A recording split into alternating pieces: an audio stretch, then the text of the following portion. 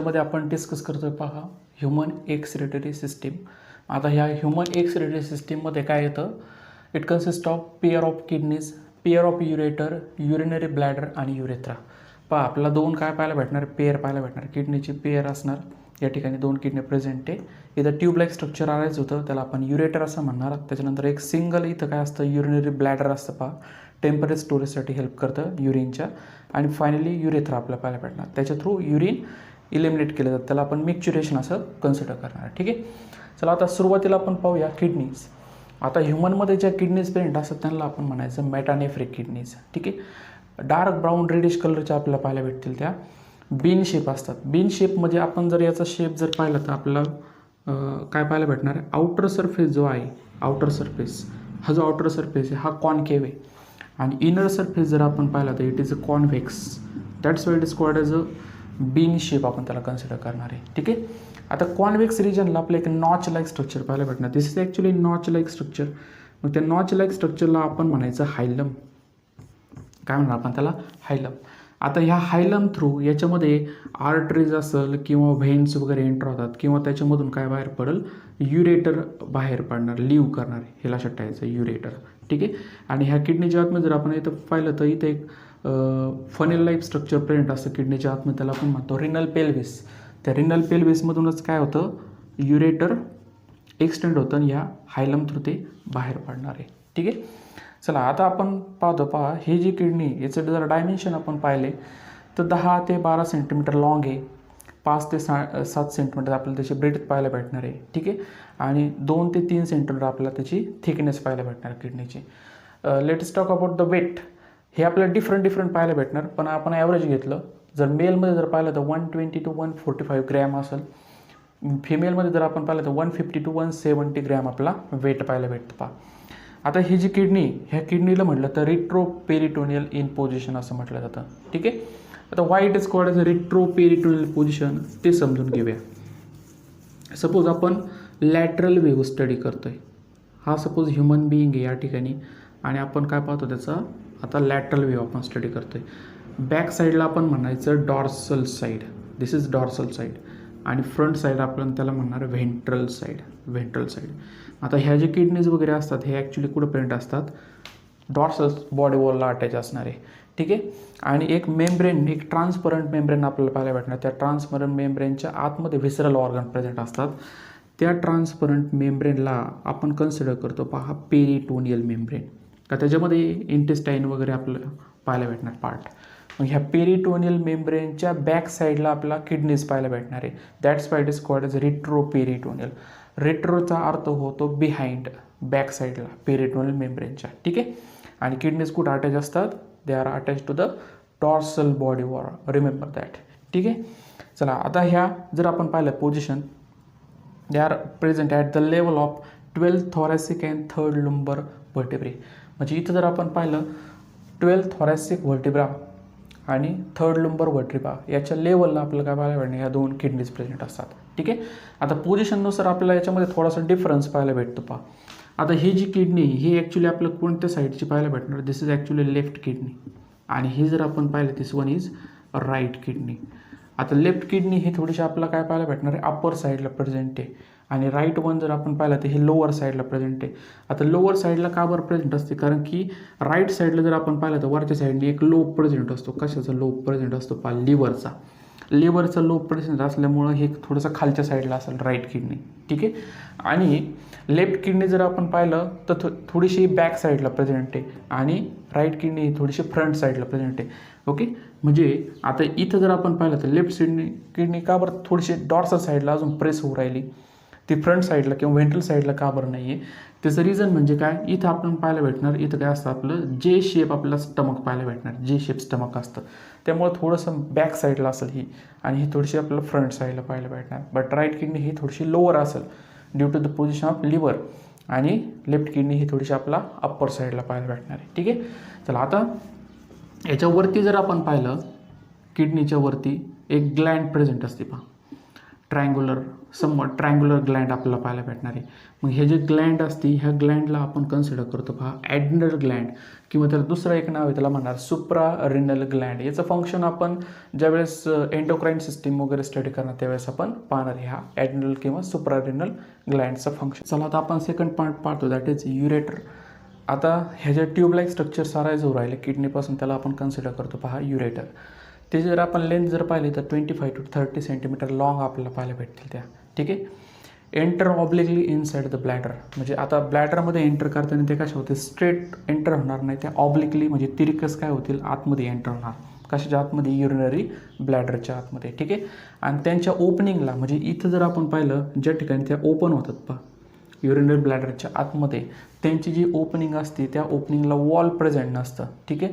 पण तिथं आपल्याला त्यांची जी ओपनिंग आहे ती कशी असते, समव्हॉट ऑब्लिक ओपनिंग आहे. ऑब्लिक म्हणजे अशी आपल्याला पाहायला भेटणार ओपनिंग असणार, सर्क्युलर ओपनिंग नसणार आहे. ठीक आहे. आता ह्या ऑब्लिक स्लिट किंवा ओपनिंगचा यूज कसं होणार, याच्यामध्ये आपल्याला माहिती आहे वॉल प्रेझेंट नाही. म्हणजे समजा युरिन इकडून इकडं पास होऊ राहिले युरिनरी ब्लॅडरमधून, युरिनरी ब्लॅडरच्या आतमध्ये पास होऊ राहिले. ठीक आहे. आता ह्याचं बॅक फ्लो म्हणजे समजा युरिन आपल्याला काय पाहायला भेटणार असं बॅक जातं कामा नाही. ठीक आहे ना. पण इथं जर आपण पाहिलं तर या ओपनिंगला वॉल प्रेझेंट नाही. But this oblique opening they are close Wien this urinary bladder is full of urine. ज्यावेळेस युरिन ॲक्च्युली ह्या युरिनरी ब्लॅडरमध्ये एंटर होतं त्यावेळेस ह्या ज्या ऑब्लिक ओपनिंग असतात किंवा स्लिट असतात ह्या क्लोज होतात. And they actually prevent backflow of urine from urinary bladder toward the kidney. म्हणजे बॅकफ्लो आपल्याला पाहायला भेटणार नाही due to the presence of oblique opening. ठीक आहे. आता या युरेटरच्या वॉलमध्ये जर आपण पाहिलं तर स्मूथ मसल प्लेंट असतात and these smooth muscles are responsible for peristaltic movement. आणि ह्या peristaltic movement through urine is always pass from kidney toward the urinary. आपण पाहतो युरिनरी ब्लॅडर विषयी. This is actually urinary bladder. It is a pear shape bag like structure or we can see that pyriform bag like आपल्याला structure पाहायला भेटतं पहा. ठीक आहे. आणि याच्यामध्ये जर आपण पाहिलं तर एक ट्रायंग्युलर स्ट्रक्चर, म्हणजे इथं जर आपण पाहिलं तर एक ट्रायंग्युलर स्ट्रक्चर आपल्याला पाहायला भेटणार. This triangular structure is nothing but trigone. मग त्यालाच आपण काय कन्सिडर करतो, त्याला आपण म्हणतो पहा ट्रायगॉन. ठीक आहे. आता युरिनरी ब्लॅडरच्या नेक रिजनला जर आपण पाहिलं, नेक रिजन म्हणजे काय, जिथे ॲक्च्युली युरेथ्रा अटॅच असतो, this is called as neck region. दोन टाईपचे स्पिंक्टर प्रेझेंट असतात पहा. दोन कोणते असतात, एक असतं इंटरनल स्पिंक्टर, म्हणजे या ठिकाणी आपल्याला पाहायला भेटणार इंटरनल स्पिंक्टर आहे and this one is external sphincter. ठीक आहे. आता हे जे इंटरनल स्पिंक्टर आहे is bounded bye smooth muscles. आता स्मूथ मसल इथं प्रेझेंट आहे म्हटल्यानंतर हे जे ओपनिंग आणि क्लोजिंग असते पहा इंटरनल स्पिंक्टरची, हे कशी असेल, इट इज इनव्हॉलंटरी. याची ॲक्टिव्हिटी कशी आहे, इनव्हॉलंटरी, because it is made of smooth muscle fibre. ठीक आहे. आणि एक्सटर्नल स्पिंक्टर जर आपण पाहिलं तर बाहेरच्या साईडला हे जे असतं पहा, it is bounded by striated muscle fibre किंवा त्यात स्केलेटल मसल फायबर असं कन्सिडर करणार. म्हणजे याची ॲक्टिव्हिटी कशी असेल, ही व्हॉलंटरी असेल. इट इज व्हॉलंटरी म्हणजे स्पिंक्टर ॲक्च्युली ओपन किंवा क्लोज करण्यासाठी हेल्प करतात ओपनिंगला. आणि इंटरनल स्पिंक्टरमध्ये जर आपण पाहिलं तर कोणते असतात, स्मूथ मसल्स असतात. लक्षात घ्यायचं याच्यामध्ये काय प्रेझेंट असतात, स्मूथ मसल प्रेझेंट आहे, त्याच्यामुळे इनव्हॉलंटरी ॲक्टिव्हिटी. आणि इथं जर आपण पाहिलं तर ॲक्च्युली कोणते असतात, इथं स्केलेटल किंवा स्ट्रायटेड मसल असतात. त्याच्यामुळे याची ओपनिंग किंवा क्लोजिंग हे कशी असेल, it is a voluntary activity. ठीक आहे.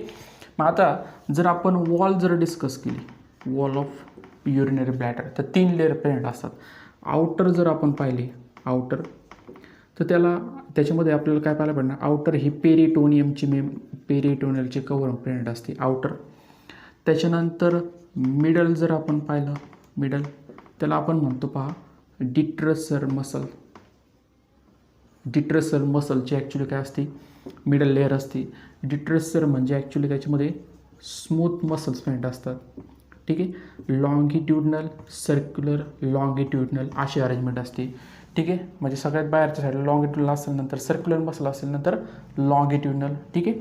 आणि सगळ्यात इनर साईडला जर आपण पाहिलं, इनर साईडला तर ट्रान्झिशनल इपिथिलियल किंवा ट्रान्झिशनल इपिथिलियम, हे काय आहे, कंपाऊंड आपल्याला इपिथिलियम सेल्स टिश्यूज पाहायला भेटणार आहे. ठीक आहे, ह्या सगळ्यात आतल्या साईडला लेअर प्रेझेंट असतात.